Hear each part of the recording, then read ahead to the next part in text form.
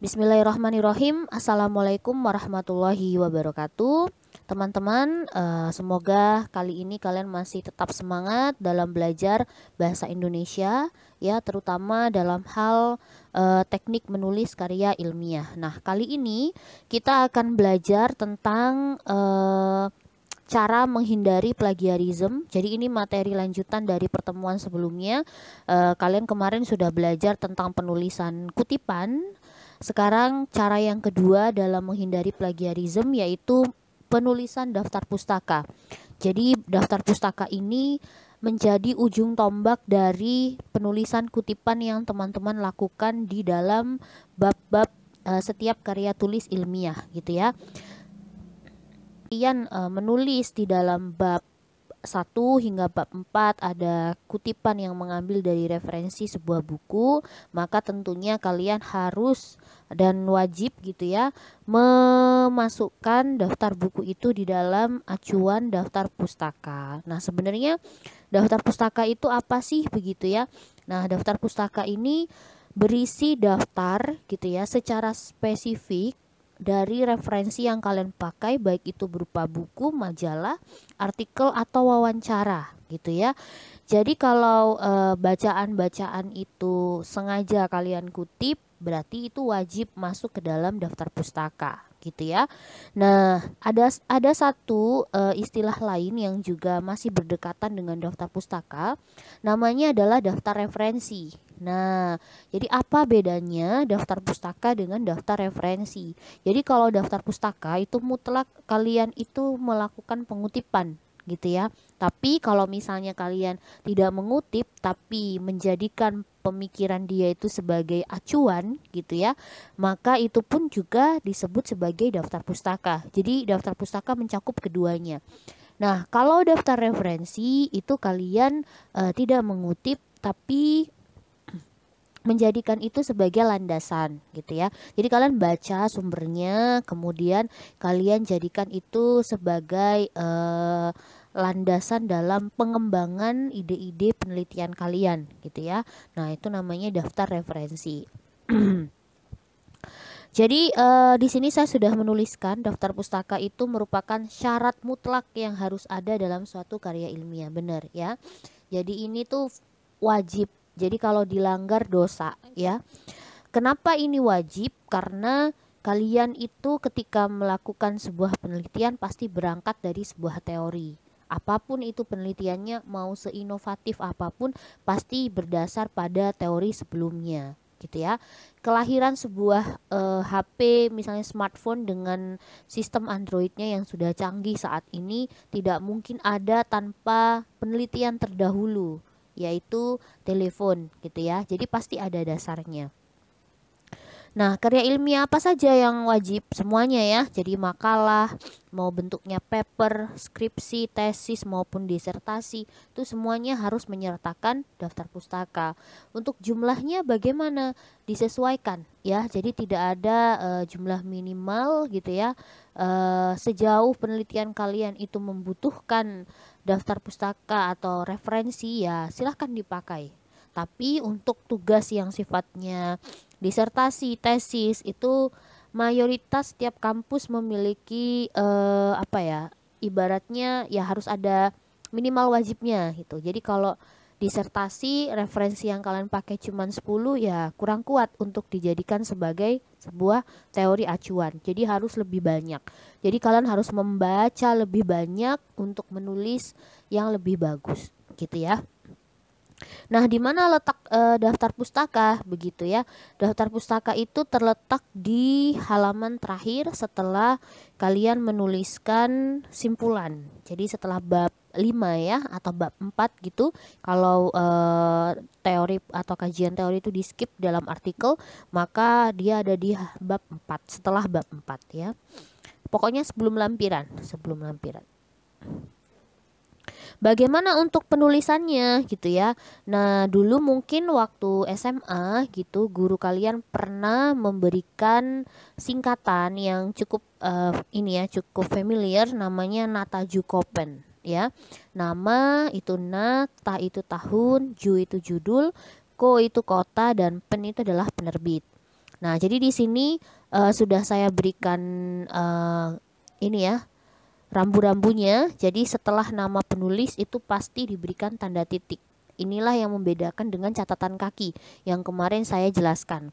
Setelah nama penulis, kalian tuliskan tahun terbit. Ini pakai titik juga ya, memisahkannya. Lalu judul buku. Nah, jadi kalau ini saya ambil paling umum ya. Jadi kalau judul buku wajib kalian tulis dengan menggunakan huruf miring. Kemudian kota tempat terbit bukunya. Nah, untuk kota dengan nama penerbit ini berbeda ya. Jadi kalau yang lain menggunakan tanda titik, di dalam kota dengan penerbit itu menggunakan tanda titik dua.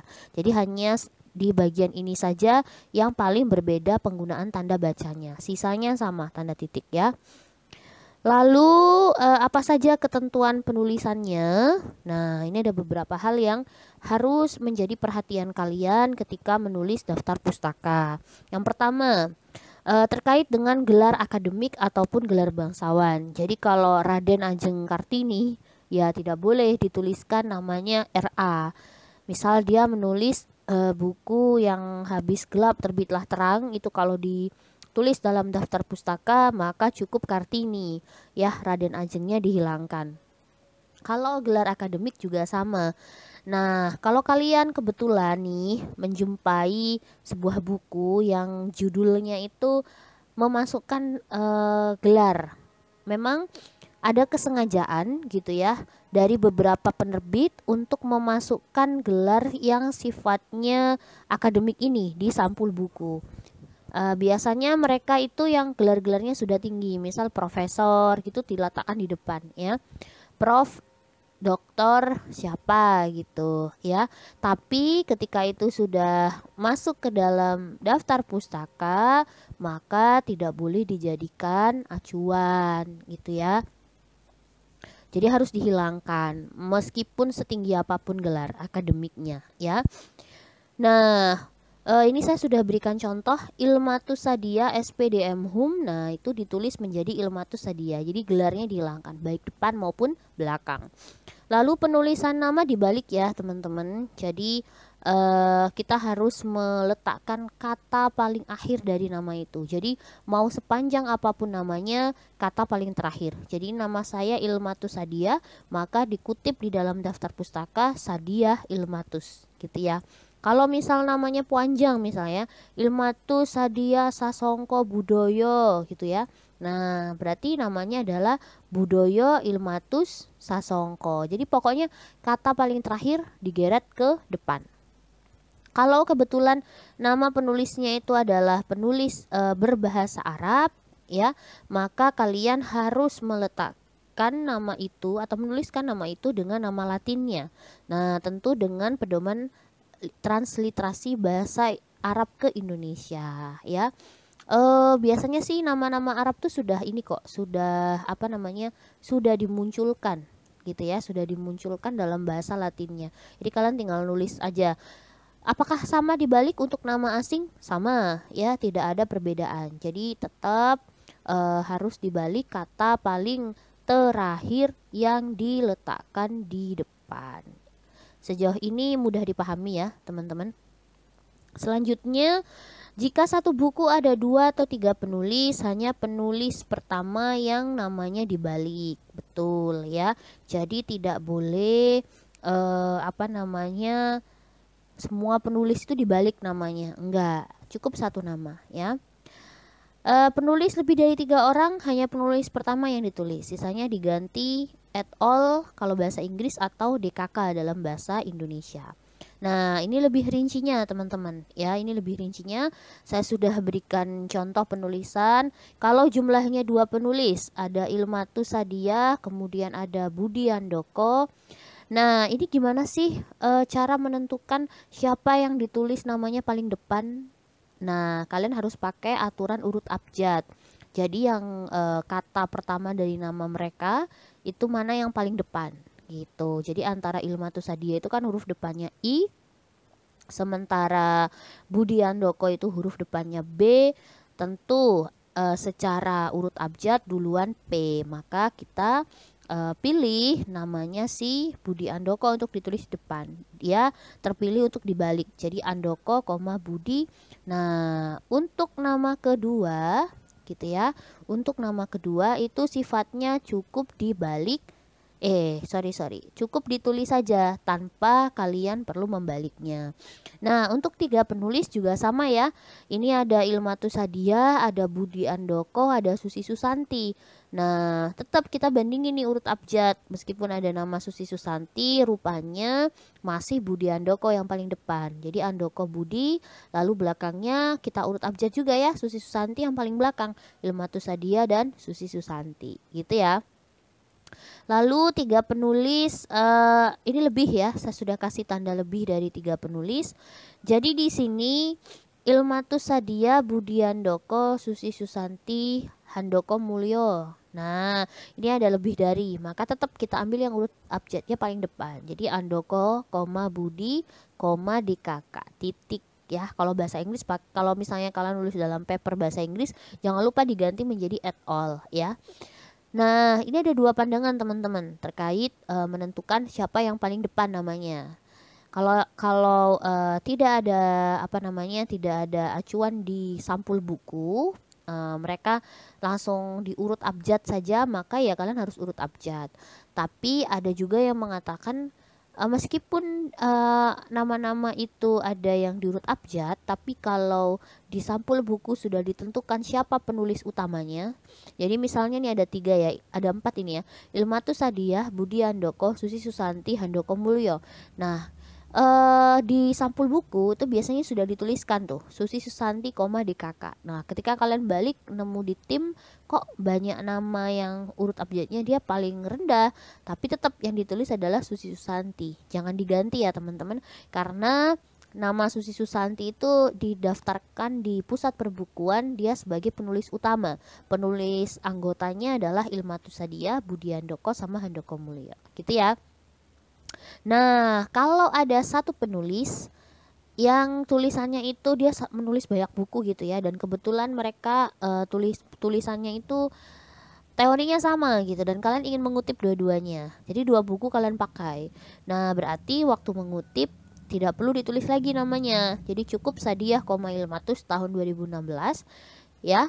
Terus nama berikutnya nggak usah, kita tuliskan tahunnya saja yang berbeda, judulnya saja gitu ya. Jadi kita ganti dengan garis memanjang atau garis patah-patah ya, sebanyak 7 ketukan atau sesuai dengan jumlah nama ya. Maksudnya jumlah namanya itu loh, sepanjang apa hurufnya. Nah, kalau tahunnya juga sama gimana? Kalau tahunnya juga sama, cukup gini saja. Ini Sadia Ilmatus 2016. Nah, ternyata Sadia Ilmatus lagi 2016 tapi judulnya berbeda. Berarti kalian tulisnya Sadia Ilmatus 2016A, lalu Sadia Ilmatus 2016B. Gitu ya. Nah, apa saja sih jenis penulisan daftar pustaka? Jadi penulisan daftar pustaka ini ada 3 metode. Yang pertama adalah pakai APA. Ini bukan ada 3 maksudnya ya. Sorry. Ada banyak, cuman yang paling sering dipakai 3 ini ya. Sama seperti penulisan kutipan yang kemarin. Ada APA, ada Chicago, ada IE. Nah, di kampus UI dulu saya waktu kuliah itu menulisnya pakai APA. Kalau di Univ Surabaya dulu waktu skripsi itu saya nulisnya pakai bahasa Indonesia secara umum yang Nata Jukopen itu ya. Nah, untuk IE ini baru saya temukan di UPN ya, Jadi teman-teman ini bergantung lembaganya masing-masing atau bergantung jurnalnya masing-masing. Jadi mereka minta metode apa. Makanya cara termudah untuk kalian menuliskan kutipan dan daftar pustaka itu include menggunakan tadi itu reference yang kemarin saya ajari melalui Microsoft Word ya. Apa saja ini jenis penulisan daftar pustaka? Nah, ini saya menggunakan metode APA ya teman-teman untuk masing-masing sumber referensi. Jadi ini berdasarkan jenis penulisannya, berdasarkan jenis referensinya. Saya pakai APA. Kalau buku, nah ini tahunnya harus dikurung ya. Ini ciri khas dari APA, tahunnya dikurung. Kemudian, nah ini dia nih, yang terbaru itu untuk nama kota ya. itu setelahnya harus dikasih nama negara. Nah, ini kalau teman-teman lihat yang Cunningham ya, Cunningham, S titik ya, D Turner, G. Nah, untuk si EPA itu untuk nama kan ada dua kata. Kata pertama itu diletakkan di belakang, kata kedua di depan. Jadi sama seperti yang tadi dibalik. Cuman untuk kata kedua dan kata ketiga dan seterusnya itu kalau EPA harus disingkat teman-teman. Jadi Cunningham, S. Nah itu jadi tidak dipanjangin seperti tadi Sadiah, Ilmatus. Nah itu kalau saya disingkatnya jadi Sadiah, I titik gitu ya teman-teman. Jadi disingkat, kemudian tahunnya itu di dalam kurung gitu ya. Lalu The Media in Australia, ini judulnya tinggal dimiringkan saja sama kalian. Lalu nama kota itu Sydney dan nama negaranya Australia. Lalu Allen and Unwin gitu ya. Ini nama penerbitnya ya. Nah, untuk e-book ini berbeda dengan buku ya, teman-teman. Jadi kalau e-book itu kalian harus menyertakan linknya. Jadi jangan asal unduh juga. Jadi linknya harus disertakan. Jadi kalau London .2 Routledge tersedia di mana gitu ya. Kemudian nama linknya apa. Terus harus lengkap ya. Jadi kalau ketika diklik itu langsung muncul gitu. Langsung terarah downloadnya di mana.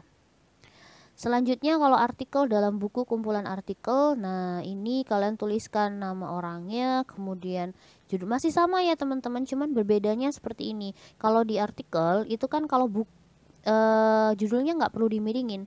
Kalau yang di buku tadi kan judulnya dimiringin ya. Nah kalau di sini judulnya nggak miring. Yang dimiringkan adalah nama buku kumpulan artikelnya. Ini buku kumpulan artikelnya itu judulnya Komunikasi dan Kekuasaan. Gitu ya. H ini adalah halaman 60 sampai 95 gitu ya. ED itu edisi ya. Nah, untuk jurnal itu tinggal dituliskan saja sama nama jurnalnya yang dimiringkan ya, Cultural Studies. 14 itu adalah volume, nomor 2 itu adalah nomor ya. Nanti teman-teman tinggal masukkan. Terus 341 sampai 360 ini adalah halamannya. Makalah konferensi. Nah, ini kalau dipresentasikan di sebuah konferensi, nama penulisnya, kemudian tahun. Nah, ini satu bagian yang berbeda. Disertakan bulan, teman-teman. Jadi bulan kapan dia diterbitkan, 1988, September. Nah, setelah itu judulnya, judul papernya dimiringin juga. Lalu dia dipresentasikan di mana? Harus lengkap ya, sampai detail banget. Nah, biasanya ini ada keterangannya di papernya. Artikel di internet. Nah, ini juga sama, nama, kemudian tahun, judulnya dimiringkan, kalian dapat dari mana? Nah, internetnya di artikel surat kabar. Kemudian kalau artikel yang dari surat kabar itu kalian tuliskan nama, kemudian tahun sama, kemudian bulannya teman-teman ya. Terus memantau bus hijau. Nah, ini judulnya tidak perlu dimiringkan, tapi nama majalah atau korannya yang dimiringkan ya. Nah, terus kemudian halamannya ada di mana. Tanpa pengarang. Nah, kalau ada tanpa pengarang langsung diletakkan yang paling depan adalah judulnya ya, judulnya. Jadi tidak perlu nama, nggak apa-apa. Nah, kalau dokumen resmi negara, nah itu nama penerbitnya dulu, Pusat Pembinaan dan Pengembangan Bahasa, lalu tahun terbitnya, terus judulnya dimiringkan. Yang nerbitin itu pasti Departemen Pendidikan, gitu. Seperti ini ya. Skripsi, tesis, disertasi, laporan penelitian, gitu. Nah, ini setelah judul dimiringkan, kalian tuliskan keterangan tesis tidak diterbitkan. Nah, itu menunjukkan bahwa dia adalah tesis. Nanti kalau skripsi sama, skripsi tidak diterbitkan. Disertasi juga sama, disertasi tidak diterbitkan. Laporan penelitian juga sama. Jadi, jangan mentang-mentang ini tidak diterbitkan lalu kalian mengambil referensi tanpa mengakui ya. Tetap harus diakui. Lalu dari universitas apa, kemudian nama kotanya, lalu Indonesia gitu ya. Dan itu dijeda pakai tanda koma. Website ini juga sama seperti yang tadi, linknya harus disertakan ya gitu. Kemudian Blog ini juga sama. Nah, kalau yang website ini uniknya ya teman-teman. Jadi kalau website itu kalau kalian tidak ada nama penulisnya, cukup judul dari artikel yang kalian baca, lalu diikuti tahun, lalu tersedia di mana. Kalau blog juga sama gitu ya, blog juga sama. Nah, ini kalian tuliskan gitu ya. Nama sama seperti tadi juga harus disertakan, kemudian ada judul atau video. Nah, seperti ini kalau film atau video, nama penulis bukan ya, nama produsernya, kemudian nama sutradaranya, direktornya, lalu tahun, kemudian judulnya, dan nama siapa sih itu namanya, penerbit filmnya ya, mau Netflix kah atau Disney kah gitu ya. Nah, sebenarnya ada cara mudah untuk kalian input di dalam daftar pustaka ya. Yang pertama pakai reference di Microsoft Word yang kemarin kalian sudah saya ajarkan. Terus yang kedua itu dari Mendeley ya. Dari Mendeley itu bisa kalian pakai www.mendeley.com. Ini bisa kalian unduh ya, bisa diinstal di laptop. Cuman karena saya tidak pakai teman-teman, sudah maksudnya tidak pakai lagi. Dulu waktu nulis tesis saya pakai karena saya pakai referensi 100 ya, jumlahnya 100 dan itu agak riweh lumayan, jadi butuh lebih cepat, tinggal klik-klik langsung muncul di daftar pustaka gitu ya. Jadi teman-teman kalau mau berlatih boleh tinggal diunduh saja lalu diinstal ya. Untuk selanjutnya itu sama metodenya, tinggal diinput ke sistem, atau teman-teman nanti kalau ada pelatihan Mendeley akan saya kirimkan ya, atau share linknya. Kalau berkenan mungkin bisa mencari dari referensi video yang lain ya. Nah, ini tugas sekaligus saya cek presensi kehadiran kalian gitu dalam perkuliahan kali ini. Jadi yang pertama, silahkan tulislah daftar pustaka berdasarkan gambar berikut. Jadi nanti ada 5 gambar, 3 buku, kemudian 2 artikel yang dipresentasikan di sebuah konferensi. Itu kemudian, dan cari sendiri 5 buku yang ada di rumahmu. Jadi buku yang ada di rumah kalian itu cari sebanyak 5. Jadi nanti kalian harus menulis 10 daftar pustaka. 5 yang saya berikan dan 5 kalian cari sendiri. Yang kedua, tulislah daftar pustaka dengan metode APA pada halaman pertama. Jadi ini kalian tulis manual ya. Jadi tidak boleh menggunakan bantuan reference dari Microsoft Word atau Mendeley. Jadi nanti kelihatan ya. Lalu di halaman kedua pakai IE. Nah, untuk IE karena tidak saya jelaskan, silakan dibaca panduan yang sudah saya kirimkan di grup ya, di IE reference guide itu sudah saya tuliskan versinya ada bahasa Indonesia sama bahasa Inggris, silakan dibaca. Itu di halaman kedua ya di Microsoft Word. Kemudian jangan lupa foto halaman identitas buku yang 5 buku tadi yang sudah kalian tuliskan daftar pustakanya seperti gambar yang saya berikan, lalu lampirkan di halaman terakhir Microsoft Word setelah daftar pustakanya. Jadi kalau dihitung ada di halaman ketiga dan seterusnya ya. Jadi halaman pertama daftar pustaka dengan APA, halaman kedua daftar pustaka dengan IE, halaman ketiga dan seterusnya adalah apa? Gambar ya, gambar halaman identitas buku. Contohnya apa? Contohnya ada di slide setelahnya ini ya. Lalu jangan lupa beri nama di file itu teman-teman, lalu di PDF-kan sama kalian. Jadi saya tidak menerima file dalam bentuk Microsoft Word ya, dan tidak menerima susulan GForm. Jadi teman-teman mohon diperhatikan petunjuknya. Nah, link menyusul di grup WA ya teman-teman. Biasakan mencoba tanpa mencari jawaban di Google. Oke, jadi saya percaya sekali dengan kalian. Silakan berusaha supaya terbiasa menulis daftar pustaka, salah pun tidak apa-apa karena ini adalah media untuk kalian belajar bersama saya. Jadi kalau kalian sudah curang, ya kalian tidak belajar teman-teman ya. Jadi saya percaya karena Tuhan ada di dekat kalian, jadi Tuhanlah yang menjaga kalian dari kecurangan. Nah, ini contoh nanti kalian memotret buku ya, melampirkan gambarnya. Jadi ada di halaman kedua. Seperti ini tampilannya yang saya harapkan. Jadi kalau salah ya awas aja gitu ya, karena sudah saya kasih contoh. Nah, ini tugas yang pertama ya, buku yang pertama yang harus kalian tuliskan daftar pustaka. Ini adalah buku kedua yang harus kalian tuliskan daftar pustakanya.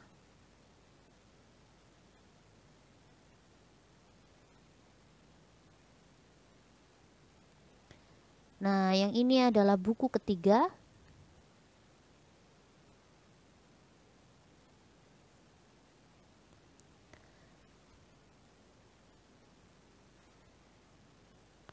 Yang ini adalah artikel yang pertama yang harus kalian tuliskan.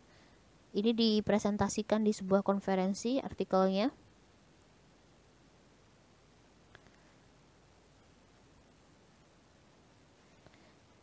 Maaf. Nah, ini buku yang terakhir. Bukan buku ya, artikel yang terakhir yang harus kalian tuliskan. Ini juga dipresentasikan di sebuah konferensi. Nah, terakhir, ini ada sebuah quotes yang menarik. Saya cuplik dari presentasi teman saya. Ini adalah Sodalmi dalam drama Korea Startup ya. Kita adalah CEO untuk hidup kita masing-masing.